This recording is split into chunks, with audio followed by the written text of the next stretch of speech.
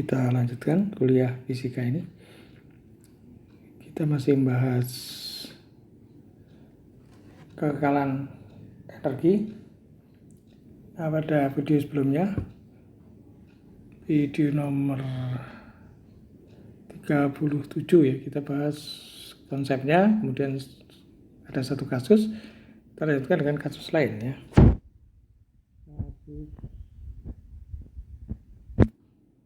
Dua. Ada bola logam, jari-jarinya R-nya ya, R-nya 4 cm ya, R 4 cm. Rapat massa bolanya S itu adalah 7.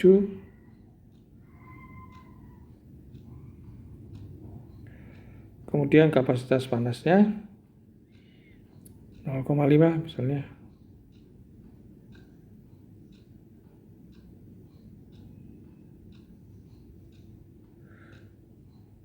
Dijatuhkan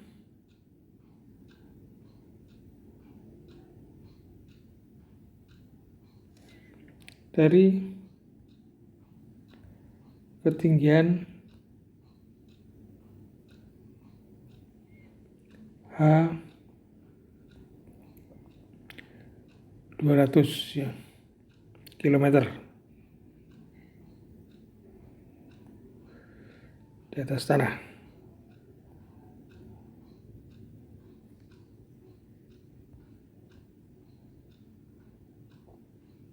Tinggi sekali ini, seperti meteor atau ke bumi ini misalnya.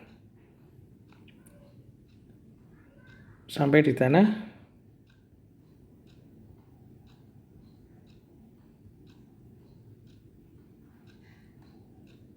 kecepatannya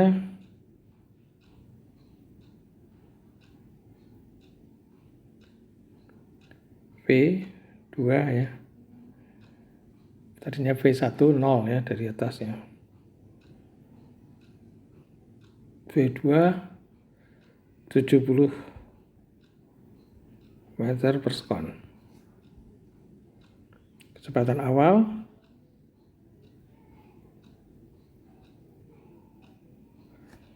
V1 katakanlah 0 ya, meter per sekon. Jika 40% energi panas yang timbul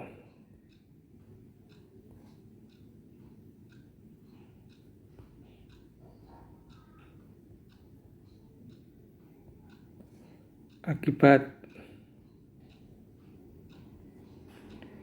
gesekan dengan udara diserap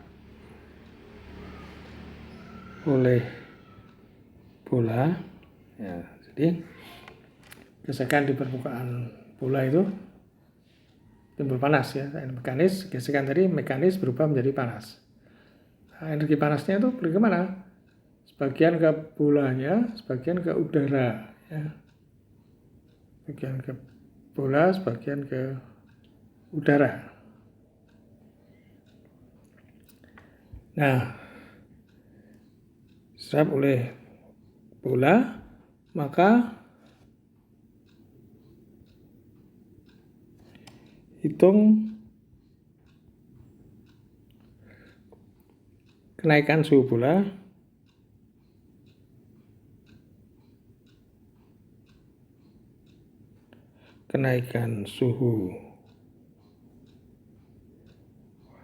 bola selama jatuh tersebut.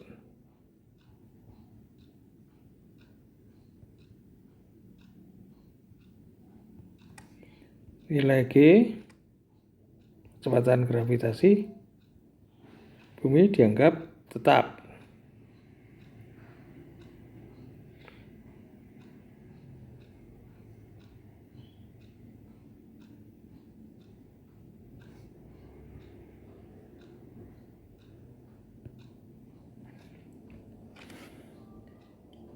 Ini asumsi yang kasar nggak ini ya? Kita lihat aja.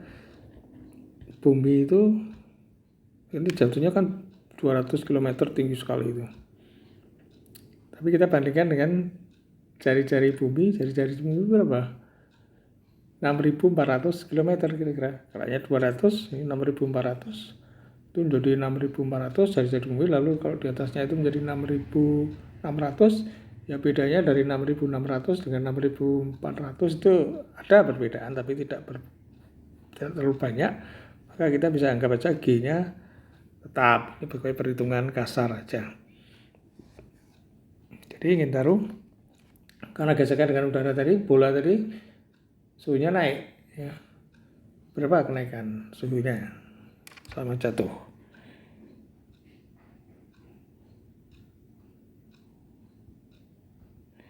Jadi peristiwanya apa ini? Bola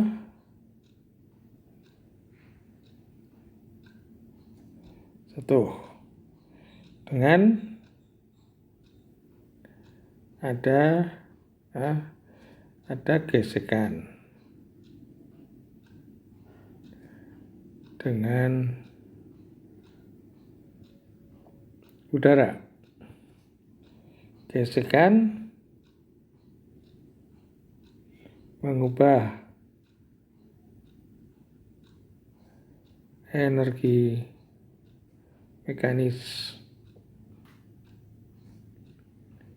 bola menjadi panas. Nah, 40% energi panas yang timbul,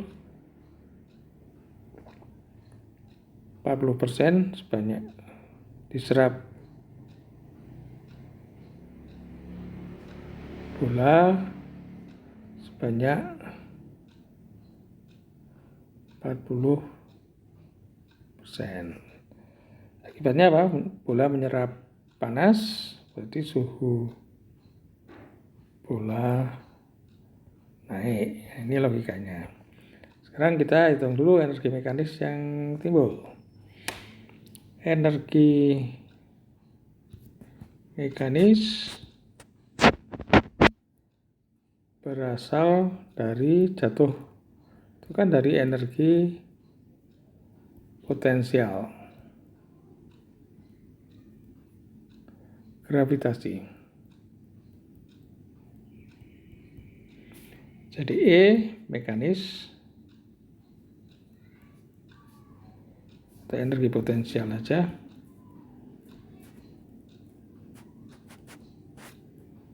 Rumusnya apa? Ya, M G H. M-nya, dihitung dulu. M-nya adalah berapa? Volume dulu.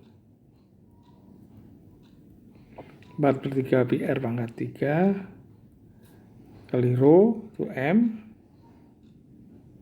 G H ya. Rho G H. Nah, oke, diisi saja sekarang angkanya 4/3 pi R-nya tadi berapa? 4/3, 4 cm. 4/3 cm pangkat 3 ya. Kali rho-nya 7 gram per meter kubik.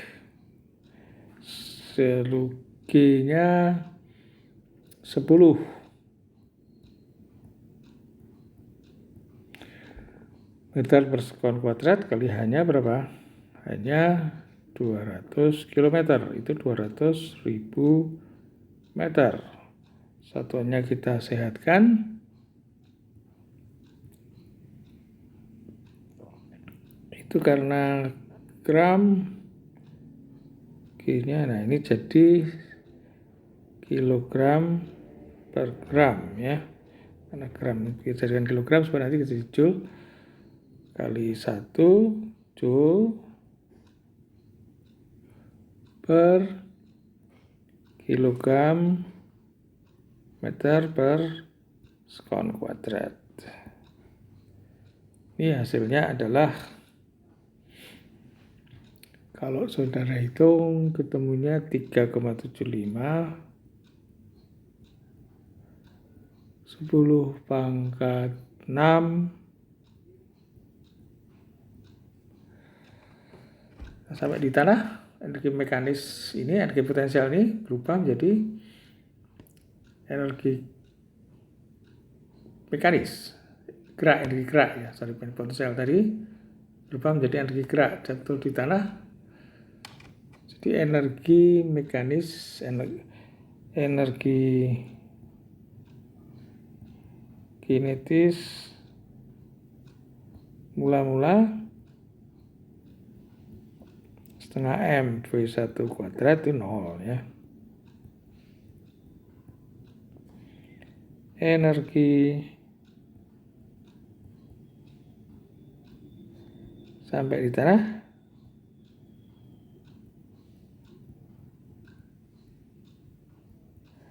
setengah M V2 kuadrat. Diketahui V2-nya.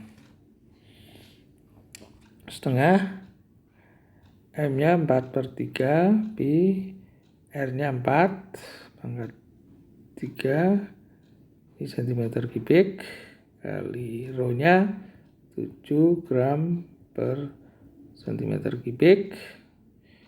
Ini adalah M, sudah kan? Setengah MV kuadrat. V-nya adalah 70 kuadrat ya, 70 kuadrat, satuannya meter kuadrat per sekon kuadrat, kecepatannya 70 meter per sekon. Nah, ini kita jadikan joule pula. Jadi dikalikan kilogramnya dulu diseragamkan. Ini jadi gram, jadi ada 1/1000 kilogram per gram, lalu ada 1 joule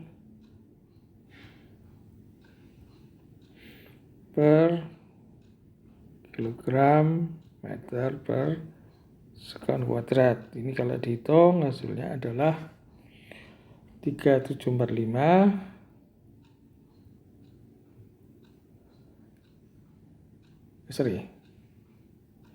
hasilnya 4598 joule. Jadi dari melihat balance ini, energi potensial itu berubah menjadi energi kinetis. Karena tadinya 0 ketambahan. Terus sekarang kita buat balance saja ya. Energi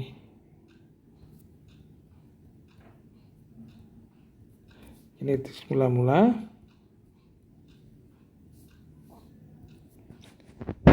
plus energi potensial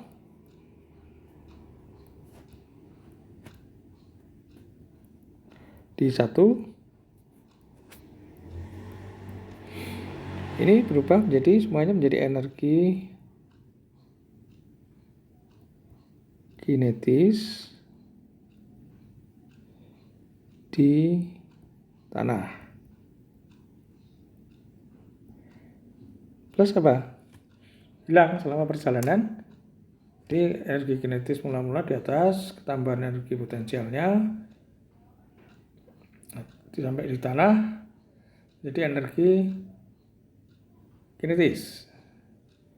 Ini sisanya kemana? Ini tidak semuanya menjadi energi kinetis karena ada gesekan, berarti jadi energi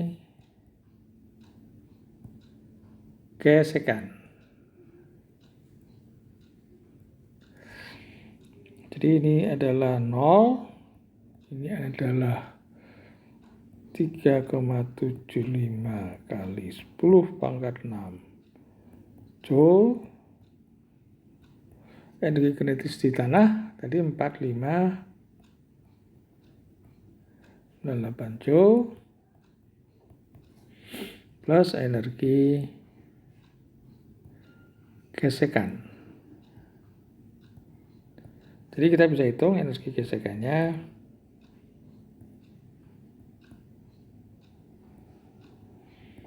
tinggal dikurangi saja.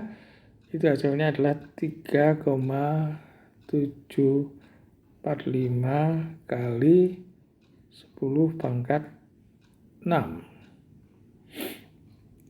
Nah, gesekan itu berubah menjadi ini satuannya joule. Energi gesekan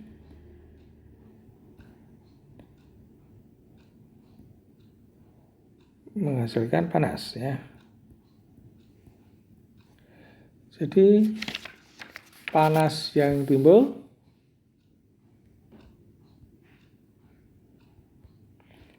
energi panas yang timbul 3,745 10 pangkat 6 joule. Ini ubah ke kalori jadi 0,24 kalori per joule. Itu akan menghasilkan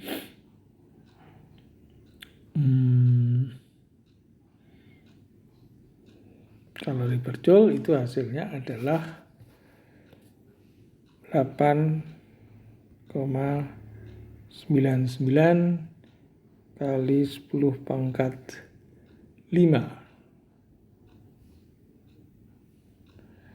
Nah, panas yang diterima bola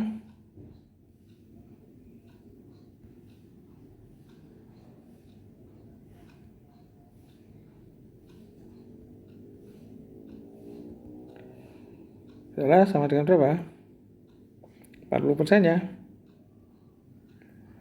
40/100 kali panas yang timbul tadi 8,99 kali 10 pangkat 5 kal. Itu kalau dihitung hasilnya 3,60 kali 10 pangkat.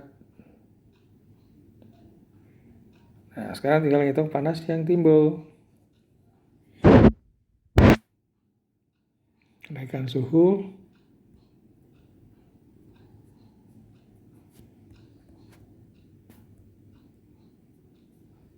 katakanlah delta T. Nah, kita punya persamaan I MC delta T. M-nya adalah apa? V rho C. Jadi kita bisa menghitung delta T-nya adalah Q dibagi V rho C.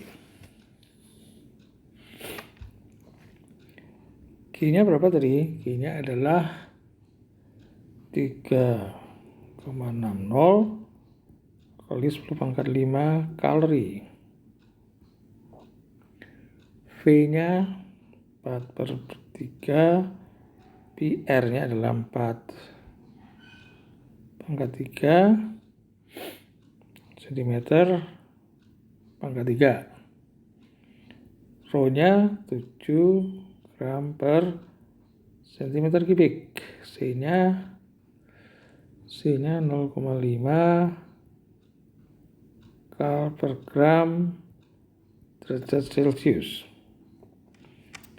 Nah, ini kalau saudara cek satuannya, gramnya hilang, cm kubik hilang, kalnya hilang, tinggal derajat Celcius. Berapa angkanya kalau saudara hitung? Kira-kira 384 derajat Celcius. Ini relatif sangat tinggi ya. Gesekan itu kalau di udara bisa menyebabkan kenaikan suhu yang hebat ya. Maka di pesawat ulang-alik itu waktu mendarat ke bumi, dari angkasa luar masuk ke bumi itu ada isolator yang banyak sekali, yang bagus sekali, bukan banyak, bagus supaya mampu menahan panas yang sangat tinggi ini. Salah satu problem besar di pesawat ulang-alik pada saat mendarat masuk ke bumi dari ruang angkasa adalah ini, kenaikan suhu yang sangat tinggi. Dan itu juga mengapa benda-benda Jadi kebanyakan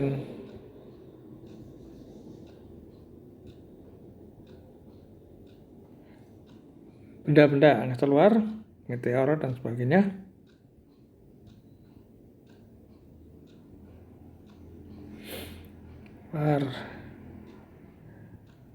yang jatuh ke bumi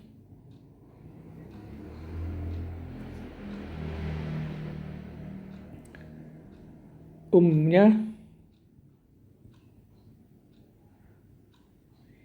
sudah terbakar habis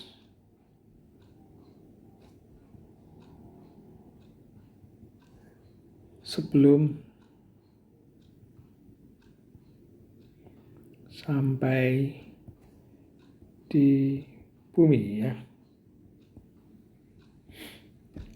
Beruntung, kalau enggak kita kejatuhan meteor banyak, berbahaya itu. Nah, untuk meteornya sebagian besar sudah habis di angkasa. Jarang sekali ada yang jatuh sampai di bumi, ada kadang itu terus menjadi barang langka itu. Oke. Kita bahas kasus 3.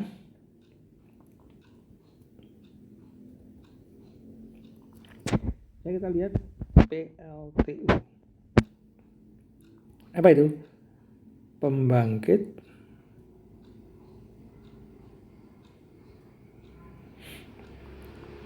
listrik tenaga uap.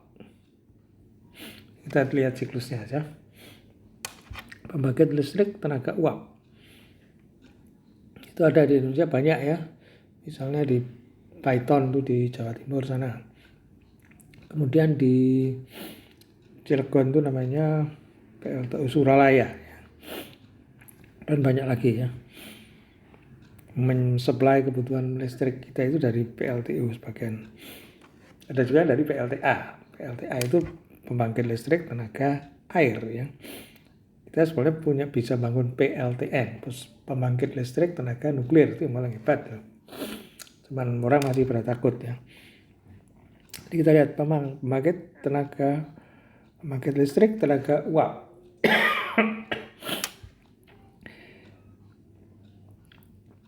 Sebagai sumber panasnya, sumber energinya apa?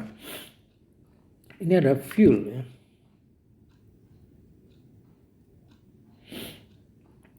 Fuel itu bisa batu bara, bisa minyak, bisa gas, macam-macam ya. Sekarang yang paling murah apa? Batu bara ya. Pembangkit listrik pakai minyak itu sudah waduh, mahal minyak sekarang. Gas juga sudah mahal. Yang visible tuh misalnya kita lihat di Suralaya, di Paiton itu semuanya adalah batu bara. Ini adalah energi apa? Yang dipunyai oleh fuel adalah energi kimia. Ini masuk dapur atau furnace ya. Dibakar nih. Ada udara masuk sini, dibakar. Keluar menjadi energi panas, gas panas ya.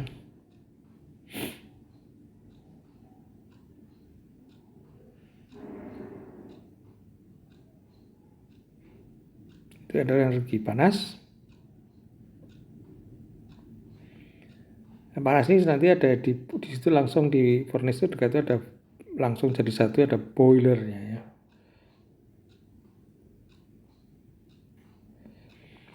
Itu panas, memanfaatkan panas dari pembakaran itu dipakai untuk manasi air menjadi steam ya.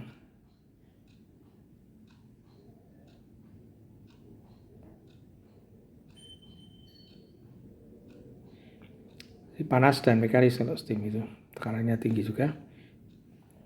Lalu energi steam itu dipakai untuk menggerakkan turbin ya.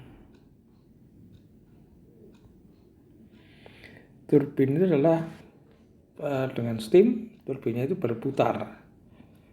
Dengan didorong oleh steam tadi, steam tekanan tinggi, suhu tinggi tadi, turbinnya berputar menghasilkan energi mekanis. ini akan menghasilkan energi mekanis.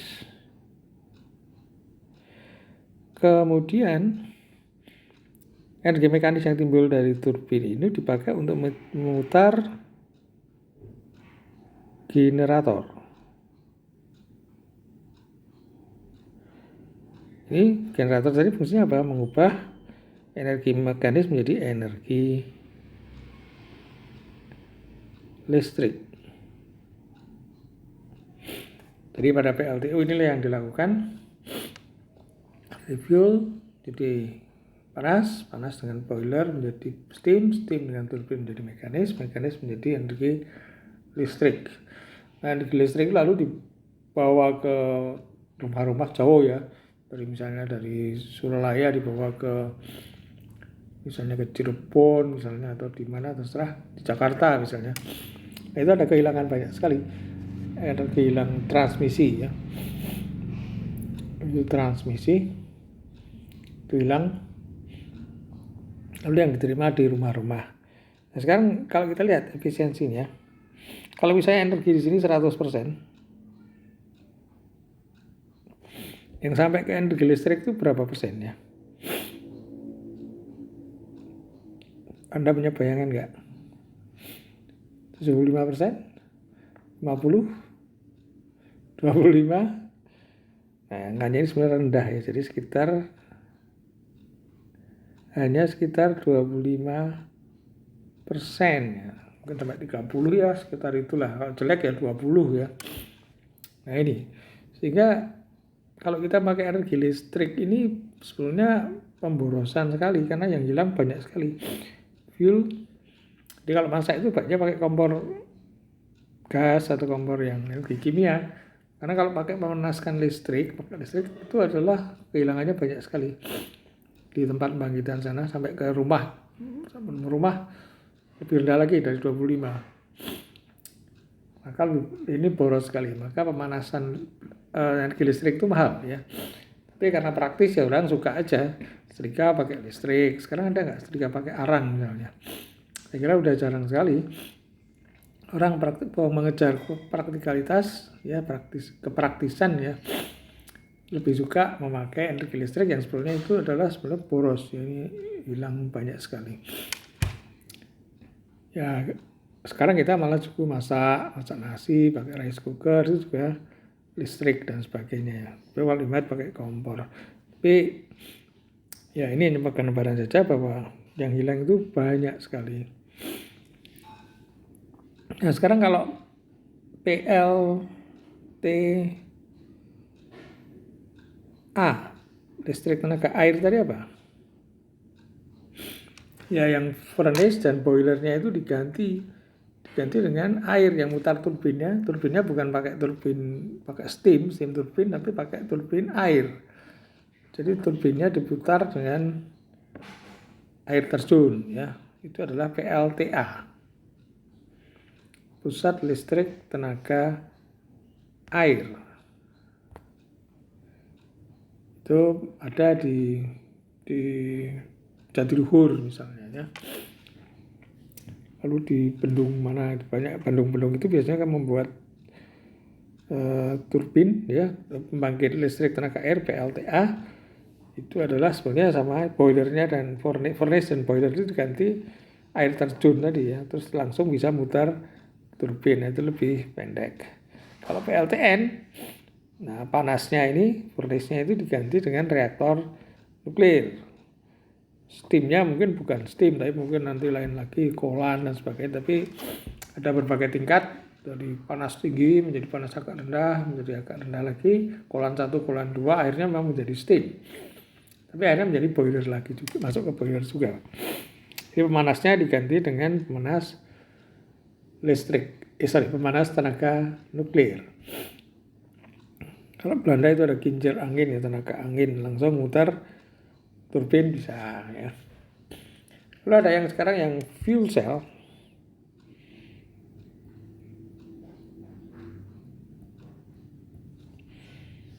Itu bisa hebat nih fuel cell ini, sebagai catatan aja. Ini dari energi kimia. fuel itu tadi masuk ke fuel cell.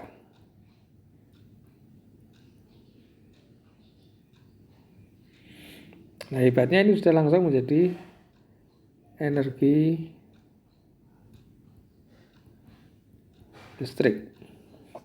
Ini stepnya tidak usah banyak sekali, energi kimia langsung menjadi energi listrik di belakang itu. Bandingkan dengan PLTU tadi. Kalau PLTU energi kimia bisa langsung energi listrik. Efisiensinya bisa naik tinggi ya, misalnya 100%. Kalau fuel cell itu kira-kira bisa mencapai ya sekitar 60% ya.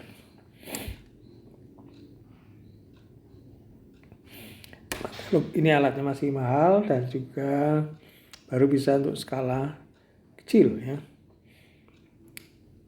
Jadi untuk alat-alat skala kecil sudah relatif bisa, tapi kalau untuk skala besar seperti PLTU itu masih pakai steam ya. Kita lihat di Python, di Suralaya masih pakai itu. Sebenarnya ini masa depan kita bisa fuel cell, tapi dengan catatan kita harus bisa memperbesar kapasitasnya.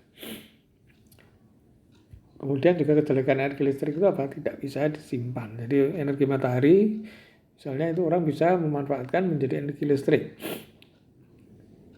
Tapi orang bisa memperoleh energi matahari hanya siang hari. Padahal makainya siang hari dan malam hari. Nah, gimana cara menyimpan energi panas, energi sinar matahari yang muncul siang hari tadi untuk bisa dipakai di malam hari? Nah, itu adalah termasuk problem energi storage, karena energi listrik itu nanti sulit disimpan. Bisa disimpan dalam baterai, seperti HP saudara itu. Tapi itu kecil-kecil ya. Untuk penyimpan energi yang besar itu masih juga problem. Penyimpan energi listrik yang besar itu masih problem ya. Jadi itulah problematika konversi energi yang masih dijumpai saat ini. Jadi masa depan ada fuel cell, tapi itu masih kecil. Menyimpan energi listrik yang waktunya tidak terus-menerus, tapi hanya sesaat, lalu ingin makanya terus-menerus, itu adalah masalah storage atau penyimpanan energi. Itu juga masih masalah besar. Banyak penelitian mengenai penyimpanan energi, penaikan kapasitas fuel cell, dan lain-lain itu problem mengenai energi. Saya kira ini kasus 3 ini hanya pengetahuan mengenai konversi energi ya. Kita akhiri. Terima kasih.